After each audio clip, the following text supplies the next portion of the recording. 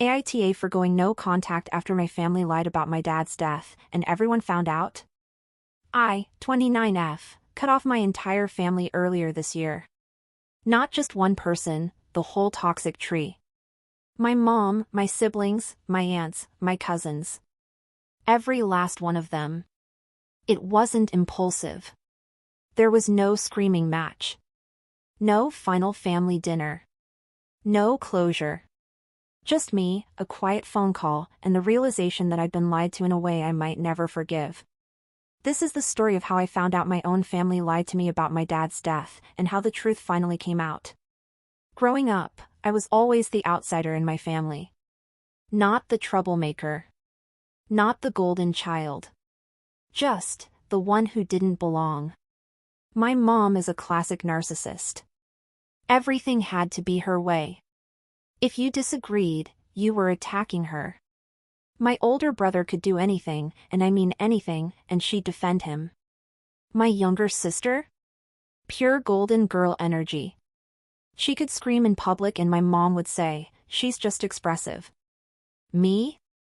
If I asked a question or said I didn't feel okay, I was told I was being dramatic. Ungrateful. Too much.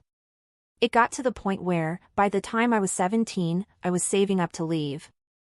And on my 18th birthday, I did.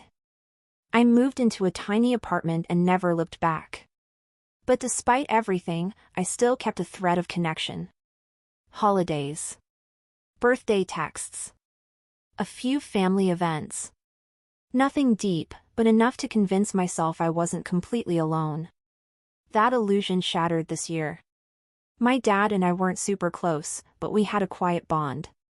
He was the only one who never raised his voice at me. He wasn't emotionally available, but he was steady. I could tell he wanted better for me, he just didn't know how to give it. Earlier this year, I got a vague message from my sister that Dad had not been feeling well. She said it casually, like it wasn't serious. I asked for more info. She said, "It's nothing urgent. Just some tests. No need to worry." I offered to visit. She said, "He's resting a lot.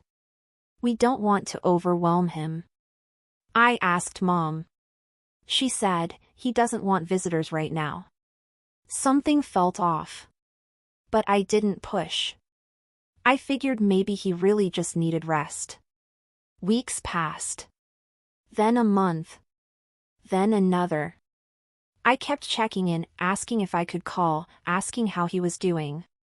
Same response every time. "He's doing fine. He's just sleeping. He'll reach out when he feels up to it." And then, one morning, I woke up to a Facebook post. A photo of my dad. A candle emoji. "Rest in peace, Dad.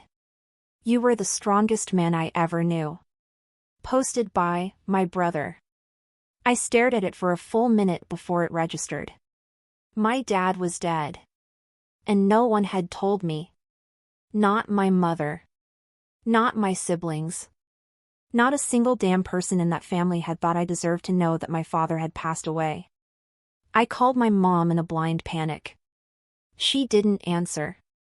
I texted my sister. No reply. Finally, hours later, my mom called back like nothing was wrong. Her exact words were, "I didn't want to upset you while it was happening." I was speechless. I asked her when it had happened. She told me he'd been in hospice for weeks. That he died 3 days ago. That the funeral was a small thing, and they had it the day before. I had missed his death. His final breath. His funeral. All of it. Because they didn't want me there. I hung up and screamed. I threw my phone. I collapsed in a way I didn't know was possible. Grief doesn't feel like sadness in moments like that, it feels like rage. Like betrayal. Like every scar you've buried for years tearing open at once. I didn't just lose my dad. I lost the chance to say goodbye. At first, I thought maybe I'd done something to deserve it. That I was too distant. That maybe I had isolated myself for too long and this was the price I paid. But then something happened that changed everything. A few weeks after the funeral, my dad's old friend Dave reached out. He'd been close with my dad since their college days, and I'd seen him at every major family event growing up. He called me and said, "I've been trying to find you. I was shocked you weren't at the funeral. I thought something had happened to you." I told him what my mom said, that they didn't want to bother me while it was happening. And that's when he said, "What? No. Your dad asked for you. Every day. He kept asking when you'd come. He told the nurses to call you. I thought you didn't show up by choice." That sentence broke me. I didn't miss my dad's final moments because I was too busy. I missed them because they lied. Because my mom and my siblings made a choice to cut me out. To let him die thinking I didn't care. To erase me from his final days because my presence would have ruined their little fantasy world. They didn't want me there. Not because it was too hard, but because I ruined their image. The one where they're the perfect family and I'm the problem child who never shows up. I could have forgiven being forgotten. I could have forgiven not being told in time. But knowing he asked for me, that he spent his final days confused about why I wasn't there? That's something I'll never forgive. After that call, I sent one text in the group chat. Just one. "You all lied. He asked for me. You made sure I never got the chance to say goodbye. Don't contact me again." I blocked them all. Phone. Email. Facebook. Instagram. Every connection. Gone. Then I called my dad's attorney, the one who handled his estate. I asked about the will. Turns out, my dad had left a small inheritance for me, nothing huge, just a personal item in a letter. I never received it. Because my mother had withheld it. She told the attorney I didn't want anything and had declined to be involved. She stole my goodbye. She stole my peace. And she still wanted to control the narrative even after he was dead.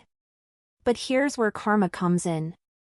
A few months ago, my dad's friend Dave, the same one who called me, told the story.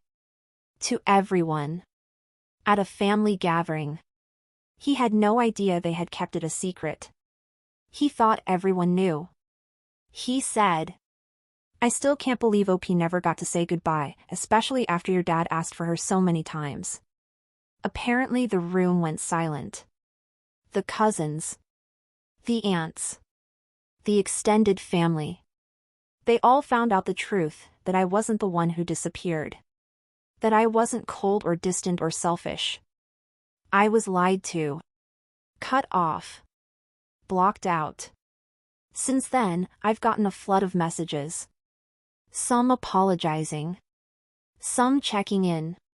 Some saying, "We didn't know. We're so sorry." And I haven't answered any of them.